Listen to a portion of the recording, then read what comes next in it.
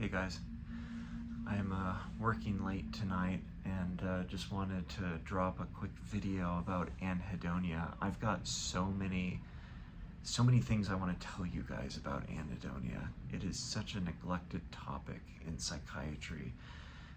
Even psychiatrists will often never mention it or think about it unless they're screening for or exploring the criteria for a clinical depressive disorder. But anhedonia itself needs to be thought of as its own thing. Like it's transdiagnostic, which means that it's not just found in like depression, anxiety, primary thought disorders like schizophrenia, but it's found in other medical conditions as well.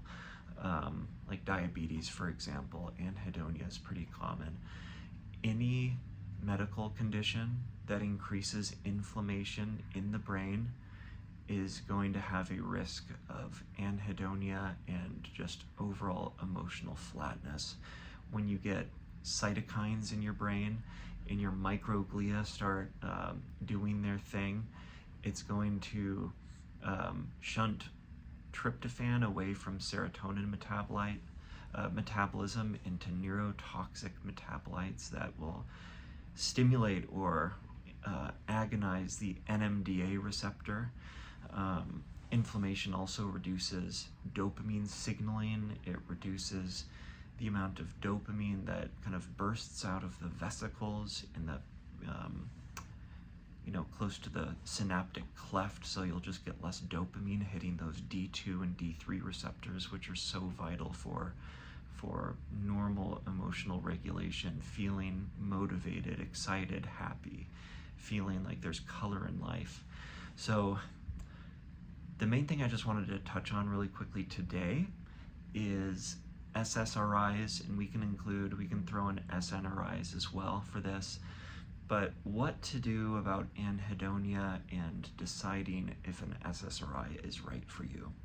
So SSRIs can and often do alleviate anhedonia, but at the same time it's very common for anhedonia or emotional numbness to actually worsen when you bump serotonin too high. So this is going strictly off of my clinical personal experience. There's not really, as far as I know, studies to back this up, but this is what I find personally as a psychiatrist. The people that have an alleviation of anhedonia and emotional blunting in general, those that are on SSRIs that actually have their anhedonia get better, generally have anhedonia that's due to chronic stress, anxiety, generalized anxiety disorder, PTSD, which is kind of its own thing, OCD. Anhedonia is very common if you have even mild but unpredictable chronic stress.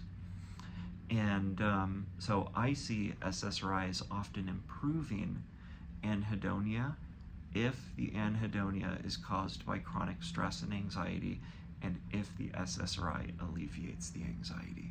So you can kind of, in my view, alleviate anhedonia with serotonergic meds if you're targeting the underlying anxiety that could be causing it. And in my experience, chronic stress and anxiety is very number one or number two in terms of most common causes of anhedonia.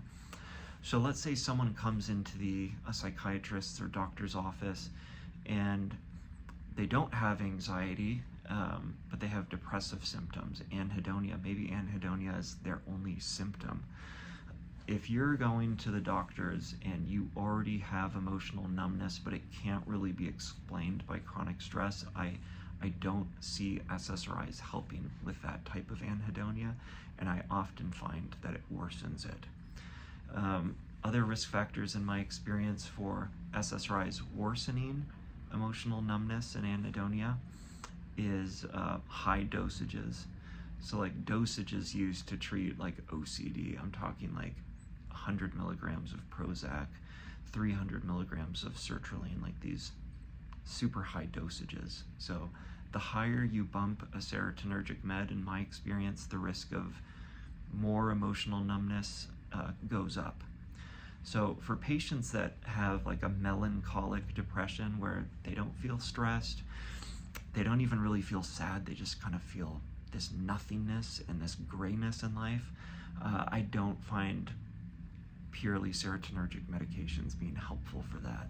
What I do find helpful for that type of anhedonia are catecholaminergic meds, things that boost norepinephrine and especially dopamine. So if someone comes in with like an anhedonia predominant depression, you could also call it like neurovegetative symptoms, melancholic symptoms.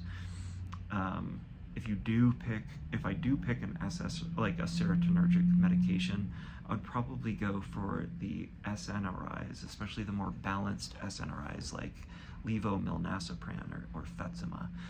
But really things like bupropion, Wellbutrin, low dose Abilify to take advantage of that magical dopamine 2 receptor partial agonism. If you get the dose right, that can boost dopamine and alleviate anhedonia.